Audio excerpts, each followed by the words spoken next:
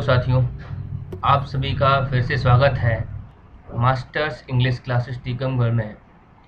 पिछले वीडियो में हमने पजेसिव प्रोनाउन के बारे में सीखा कि कैसे पजेसिव प्रोनाउन पजेसिव केस से अलग है और दोनों के कहाँ यूज़ किए जाते हैं। आज हम पढ़ेंगे रिफ्लेक्सिव प्रोनाउन। और वीडियो शुरू करने से पहले जिन लोगों ने अभी तक सब्सक्राइब नहीं किया है वो ध्यान से सब्सक्राइब कर लें। हम यहाँ पर इंग्लिश का पूरा कोर्स करने वाले हैं और जैसे ही ये 2-3 चैप्टर खत्म होते हैं हम सभी की एक्सरसाइज लगाएंगे, बिल्कुल लेटेस्ट एग्ज़ाम के पेपर्स लगाएंगे, चाहे वो बैंक हो, एसएससी हो या कोई और एग्ज़ाम हो। तो बिल्कुल लाइन से वीडियोस देखते रहें, 2 बार 3 बार अच्छे से वीडियो देखें ताकि आपको याद हो जाएं। हम जल्दी ही एक्सरसाइज भी स्टार्ट करने वाले हैं हर चैप्टर की। तो शुरू करते हैं आज का वीडियो। तो आज हम जानेंगे कि रिफ्लेक्सिव प्रोनाउन होता क्या है और इसका कहाँ पर इस्तेमाल होता है। तो जब हमें वाक्य में स्वयं या खुद ही, खुद को या अपने आप जैसे शब्दों का प्रयोग करना होता है तो हम रिफ्लेक्सिव प्रोनाउन का प्रयोग करते हैं। कौन कौन से शब्द बोले मैंने? स्वयं, खुद ही, खुद को, अपने आप। ऐसे शब्द अगर हमें वाक्य में लगाने हैं तो हमें रिफ्लेक्सिव प्रोनाउन लगाना होता है। उदाहरण देखेंगे, the poor man poisoned himself and his children. यानी जो गरीब व्यक्ति था, गरीब आदमी था, पॉइजन्ड यानी उसने जहर ले लिया था खुद ने, यानी खुद को जहर दे दिया था। द पुअर मैन पॉइजन्ड यानी जहर देना, हिमसेल्फ, हिमसेल्फ मतलब स्वयं को, खुद को, and his children, his children ही उसके बच्चों को। तो देखिए यहाँ पर ये रिफ्लेक्सिव प्रोनाउन आया है हिमसेल्फ, ठीक है। तो मीनिंग क्या है इसका? स्वयं ही, खुद ही। अब इससे संबंधित रूल्स हम देख लेते हैं कि इससे संबंधित कौन कौन से रूल हैं, कब हम इसे लगाते हैं। तो रूल नंबर 1 देखेंगे। रूल नंबर 1 ये कहता है कि कुछ वर्ब ऐसी हैं, इन वर्ब के बाद हम हमेशा रिफ्लेक्सिव प्रोनाउन लगाते हैं। कौन कौन सी वर्ब हैं जिनके बाद हम रिफ्लेक्सिव प्रोनाउन लगाते हैं? तो देखिएगा, एक्विट, ACQUIT, इसका मतलब होता है किसी की प्रशंसाजनक व्यवहार करना। इस तरह अवेल यानी लाभ उठाना, रिकनसाइल बेमन से, स्वीकार करना, अम्यूज, रिजाइन, इसके अलावा avenge, exert, apply, adapt, adjust, pride, absent, enjoy, ये सारी जो वर्ब हैं इन सभी के बाद हम रिफ्लेक्सिव प्रोनाउन लगाते हैं। तो हम सभी ने ये जाना कि ये जो सारी वर्ब हैं जब सेंटेंस में आती हैं तो इनके बाद हम रिफ्लेक्सिव प्रोनाउन लगाते हैं। अब हो सकता है ये सवाल किसी के मन में आ रहा हो कि रिफ्लेक्सिव प्रोनाउन होता क्या है। तो देखिए, हमने केस पढ़े थे, नॉमिनेटिव केस, ऑब्जेक्टिव केस और पजेसिव केस। तो ऑब्जेक्टिव केस और पजेसिव केस, ये जो केस होते हैं इनमें अगर हम सेल्फ लगा दें, SELF, या प्लूरल वाले में SELVES लगा दें तो ये बन जाते हैं रिफ्लेक्सिव प्रोनाउन। जैसे एग्जाम्पल से समझेंगे। पहला एग्जाम्पल देखें, the officers acquitted themselves well during the crisis. तो देखिए एक्विटेड वर्ब आई और इसके बाद क्या लग गया है? देमसेल्व्स। तो देमसेल्व्स क्यों लगाया? क्योंकि ऑफिसर्स प्लूरल था और प्लूरल के लिए हम देम लिखते हैं और देम के साथ SELVES लगा जाएगा तो क्या हो जाएगा? देमसेल्व्स रिफ्लेक्सिव प्रोनाउन बन जाएगा। इसी तरह सी हैज़ रिकनसाइल्ड हर सेल्फ। देखिए सी से क्या बनता है? हर, और इसमें लगा दिया हमने SELF तो बन गया है हर सेल्फ। सी कंसाइल्ड हर सेल्फ, ठीक है। थर्ड एग्जाम्पल देखें, the students exert themselves a lot at the time of examination, ठीक है। इसी तरह you will have to apply yourself to this task wholeheartedly. इसी तरह आई प्राइड, देखिए आई का रिफ्लेक्सिव प्रोनाउन क्या बन गया, myself on being able to work smoothly under pressure too. इसी तरह यू से बन गया yourself, you should avail yourself for this opportunity. तो साथियों ये सारे मीनिंग का स्क्रीनशॉट जरूर ले लें, अच्छे से मीनिंग याद कर लें। ये मीनिंग ही हमें बताएंगे कि रिफ्लेक्सिव प्रोनाउन सेंटेंस में लगना है, और कोई इसका कोई दूसरा तरीका नहीं है, मीनिंग याद ही करने पड़ेंगे। जब भी ये वर्ब आएंगी तो आपका रिफ्लेक्सिव प्रोनाउन लगेगा ही, लेकिन कुछ बातों का हमें ध्यान रखना है जो कि हमें नीचे नोट बता रहा है कि कब हम इनके बाद रिफ्लेक्सिव प्रोनाउन लगाएंगे और कब नहीं लगाएंगे। तो देखिए नोट में, देखें इस नोट को मैंने हाईलाइट कर दिया है। इसका पहला जो एग्जाम्पल है उसमें लिखा हुआ है दे एंजॉयड द पार्टी। अब देखिए यहाँ पर एंजॉय वर्ब तो आई, लेकिन इसके बाद देमसेल्फ नहीं आया है, आगे लिखा हुआ है रिफ्लेक्सिव प्रोनाउन की ज़रूरत नहीं है। दूसरा जो है उसमें लिखा है दे एंजॉयड ड्यूरिंग वैकेशन।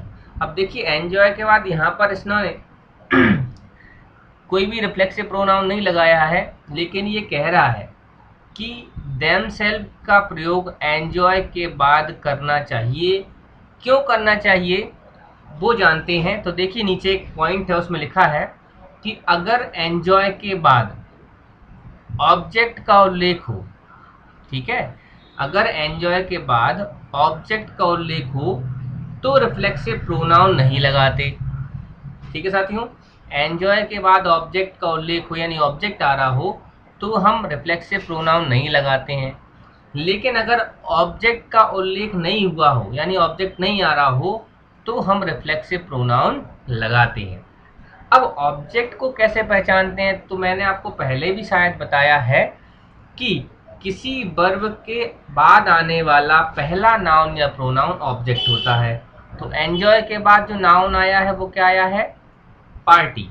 लेकिन दूसरे सेंटेंस में देखें, एंजॉय के बाद नाउन जो आया वो वैकेशन आया है, लेकिन इसके पहले और भी शब्द आ चुका है, क्या, ड्यूरिंग।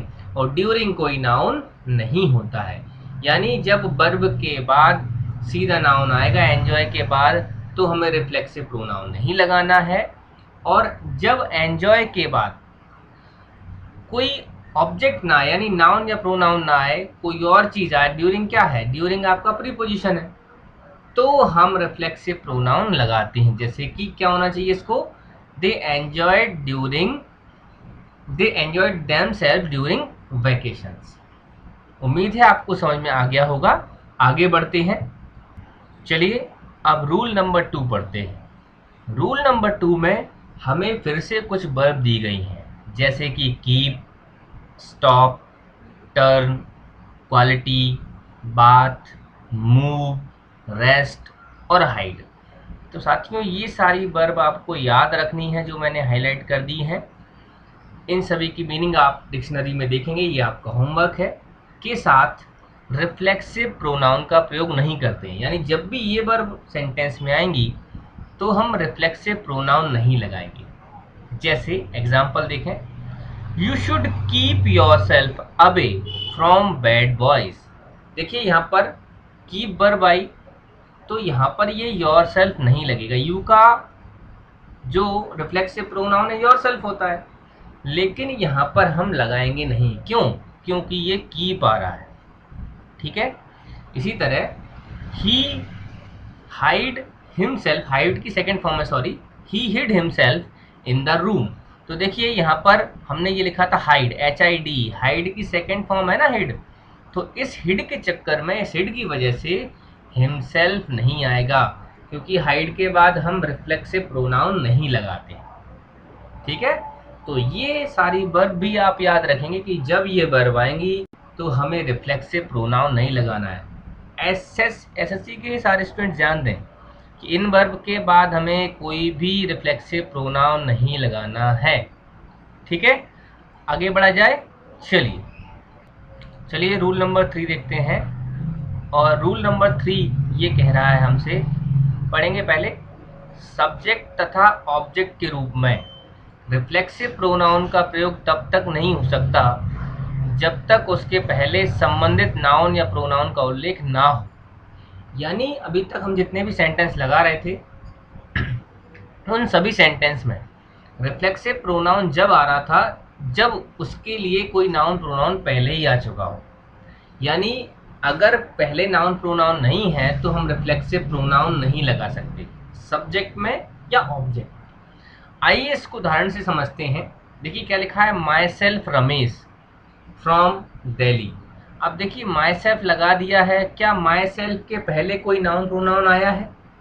बिल्कुल नहीं आया है। नहीं आया है तो हम ये माई सेल्फ नहीं लिख सकते। क्या लिखना पड़ेगा इसकी जगह पर हमें? I am. My self Ramesh from Delhi की जगह हो जाएगा I am Ramesh from Delhi. ठीक है।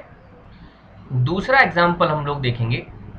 दूसरे एग्जाम्पल में क्या लिखा हुआ है, yourself and he reached there in time. तो देखिए योर सेल्फ फिर से सब्जेक्ट बना लिया है, लेकिन आप मुझे बताइए क्या इसके पहले कोई नाउन या प्रोनाउन आया है क्या? योर सेल्फ के पहले नहीं आया है।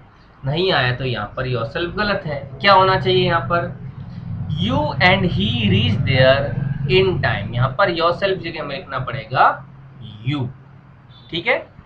इसी तरह थर्ड देखेंगे, I myself did this work. मैंने खुद ने ये काम किया है। तो देखिए माई सेल्फ के पहले कोई नाउन प्रोनाउन आया है क्या? बिल्कुल आया है, आई।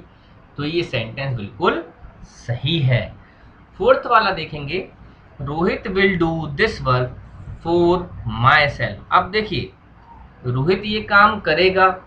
अब आई का तो माई सेल्फ हो जाता है, या मैं खुद की बात कर रहा हूं तब माई सेल्फ लगा सकता हूं। तो यहाँ पर तो भाई ये माई सेल्फ सही होगा ही नहीं। ऑब्जेक्ट में भी माई सेल्फ नहीं लिख सकते अगर इसका रेफरेंस पहले किसी नाउन प्रोनाउन का नहीं आया है। तो यहाँ पर हो जाएगा Rohit will do this work for me. Object में भाई मी लिखते हैं ना कि माई सेल्फ। उम्मीद है आपको समझ में आ गया होगा। तो ये हमने पढ़ा रिफ्लेक्सिव प्रोनाउन। आज हम एक और पढ़ने वाले हैं यूज ऑफ डिस्ट्रीब्यूटिव प्रोनाउन। तो डिस्ट्रीब्यूटिव प्रोनाउन क्या होता है आइए जानते हैं। हम अभी तक पर्सनल प्रोनाउन पढ़ चुके हैं, इट के प्रयोग पढ़ चुके हैं, इसके अलावा रिफ्लेक्सिव प्रोनाउन पढ़ चुके हैं, और अब हम पढ़ने जा रहे हैं डिस्ट्रीब्यूटिव प्रोनाउन। तो डिस्ट्रीब्यूटिव प्रोनाउन क्या होता है आइए देखते हैं। सबसे पहले हम ये समझ लेते हैं कि डिस्ट्रीब्यूटिव प्रोनाउन कहते किसे हैं। तो साथियों याद रखेंगे, ईच, एवरी, ईदर और नीदर, इन्हें हम डिस्ट्रीब्यूटिव प्रोनाउन कहते हैं। तो मेनली हमें पढ़ने हैं ईदर और नीदर, क्योंकि एग्जाम में यही आते हैं। तो रूल नंबर 1 जो आपकी स्क्रीन पर आपको नजर आ रहा है, देखें। देखिए ईदर का प्रयोग करते कब है? ईदर का प्रयोग दो में से कोई एक के अर्थ में किया जाता है। यानी जब हमें दो वस्तुओं में से या व्यक्तियों में से कोई एक चीज चुननी होती है तो हम ईदर का प्रयोग करते हैं। जैसे either of these three friends is naughty. अब देखिए यहाँ पे क्या लिखा है, either of these three friends is naughty. कितने फ्रेंड्स बोला है? 3। जबकि ईदर का यूज कब होता है? दो में से कोई एक। लेकिन यहाँ तो 3 है, 3 है तो ये ईदर क्या हो जाएगा? रॉन्ग हो जाएगा। देखिए पहला सेंटेंस रॉन्ग है। दूसरा क्या हो जाएगा? Either of these two pens is red. अब देखिए यहाँ पर ईदर लोग लगाया ही है, लेकिन सेंटेंस में क्या है? टू आ रहा है नाउन के पहले।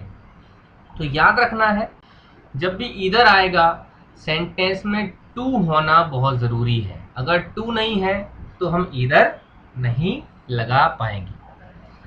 आगे एक चीज और याद रखेंगे हम कि अगर वाक्य में दो से अधिक लोगों की या वस्तुओं की बात हो रही है तो हम एनी या वन लगाते हैं। देखिए नोट देखें, नोट से और अच्छा समझ में आएगा। लेकिन दो से अधिक व्यक्तियों या वस्तुओं में से एक के अर्थ में हम एनी या वन का प्रयोग करते हैं। जैसे one of these three friends is naughty. तो देखिए हमने अब ईदर नहीं लगाया है, क्या लगाया है? One of these three friends is naughty. तो यहाँ पर क्या लग जाएगा? वन लग जाएगा। ठीक है साथियों, दो हैं तो ईदर और दो से अधिक हैं तो वन। चलिए आगे बढ़ते हैं रूल नंबर 2 की तरफ। रीडर ईदर से जस्ट अपोजिट जो है वो है नीदर। नीदर का यूज होता है दो में से कोई भी नहीं के लिए। ईदर का यूज कब कर रहे थे? दो में से एक के लिए, और नीदर का यूज करेंगे दो में से एक के लिए भी नहीं। चलिए, नीदर का प्रयोग दो में से एक भी नहीं के अर्थ में होता है। जैसे एग्जाम्पल समझते हैं, neither of these to girls is active. साथियों, जैसा कि ईदर में था दो चीजों या दो लोगों का होना जरूरी होता है, उसी तरह नीदर के साथ भी दो चीजों का या दो व्यक्तियों का होना जरूरी होता है। तो देखिए सेंटेंस में नीदर लगा ही है, ठीक है, सेंटेंस में नीदर लगा ही है और पीछे टू गर्ल्स लिख रहा है, तो सेंटेंस बिल्कुल सही है, बैलेंस है। Neither of the two girls is active, यानी दो लड़कियों में से कोई भी एक्टिव नहीं है। आगे देखें नोट, जैसे कि ईदर में था वैसे ही नीदर में है कि जब दो से अधिक व्यक्तियों या वस्तुओं में से कोई भी नहीं हमें बताना हो तो हम नन का यूज करते हैं, NONE। जैसे कि हमारे एग्जाम्स में कई बार ऑप्शन आते हैं ABCD और डी ऑप्शन होता है नन ऑफ दीज, यानी ऊपर के तीन में से कोई भी नहीं। तो जब संख्या दो से ज्यादा हो जाती है और उनमें से हमें कोई भी नहीं चुनना होता तो हम नन लगाते हैं। एग्जाम्पल देखें, नीदर ऑफ हिज 4 सन्स। अब देखिए 4 सन्स आ गया है तो नीदर तो लगेगा नहीं, क्या लगाएंगे? None. None of his 4 sons looked after him, यानी उसके 4 बेटों में से उसकी कोई भी देखभाल नहीं करती है। लुक आफ्टर का मतलब होता है देखभाल करना। तो जब भी संख्या ज्यादा मिले दो से तो हम लगाएंगे नन। तो डिस्ट्रीब्यूटिव प्रोनाउन में हमने पढ़े ईदर और नीदर के प्रयोग, साथ ही हमने पढ़े एनी, वन और नन के प्रयोग। चलिए अगला प्रोनाउन और पढ़ ही लेते हैं लगे हाथ, ताकि हमारा सिलेबस जल्दी पूरा हो जाए। चलिए एक प्रोनाउन और हम लोग पढ़ लेते हैं, तो आपको स्क्रीन पर दिख रहा होगा यूज ऑफ रेसिप्रोकल प्रोनाउन। तो रेसिप्रोकल प्रोनाउन क्या होता है? ईच अदर और वन अनदर को हम रेसिप्रोकल प्रोनाउन कहते हैं। ये पारस्परिक संबंध को दर्शाता है। पारस्परिक संबंध मतलब एक दूसरे से संबंध को दर्शाता है। तो याद रखेंगे रेसिप्रोकल प्रोनाउन क्या होते हैं? ईच अदर और वन अनदर, इन्हें ही हम रेसिप्रोकल प्रोनाउन कहते हैं। रूल नंबर 1 देखेंगे। रूल नंबर 1 में लिखा हुआ है कि ईच अदर का प्रयोग, ये ध्यान से देखना है हमें, ईच अदर का प्रयोग दो व्यक्तियों या वस्तुओं के लिए होता है, जबकि वन अनदर का प्रयोग दो से अधिक व्यक्तियों या वस्तुओं के लिए। इसमें एक ही रूल है, ध्यान से देखें। ईच अदर दो लोगों के लिए और वन अनदर दो से अधिक लोगों के लिए या वस्तुओं के लिए। जैसे he was so afraid that his knees knocked one another। अब देखिए one another लिखा है, he was so afraid that his knees knocked one another। अब उसकी देखिए उसके कितने नीज हैं? दो होने चाहिए घुटने, दो ही घुटने हो सकते हैं एक व्यक्ति के, दो से ज्यादा तो हो नहीं सकते। तो वन अनदर यहाँ पे नहीं आएगा, यहाँ पे क्या आएगा? ईच अदर आएगा, ठीक है। इसी तरह दूसरा देखें, after the farewell the students of class 12 bade each other goodbye. अब देखिए यहाँ पर जो स्टूडेंट्स हैं 12th में, उनकी संख्या तो दी नहीं है हमें कि दो हैं कि दो से ज़्यादा है। भाई दो तो किसी क्लास में स्टूडेंट होते नहीं, अधिकतर दो से ज़्यादा ही होते हैं। तो ये ईच अदर नहीं आएगा, क्या आएगा? वन अनदर आने वाला है। क्या आएगा? One another. After the farewell the students of class 12 bade one another goodbye. Reciprocal pronoun में केवल एक ही रूल था, इसको याद रखना है। आज के लिए इतना ही, मिलते हैं अगले वीडियो में और बढ़ाएंगे प्रोनाउंस को आगे। धन्यवाद।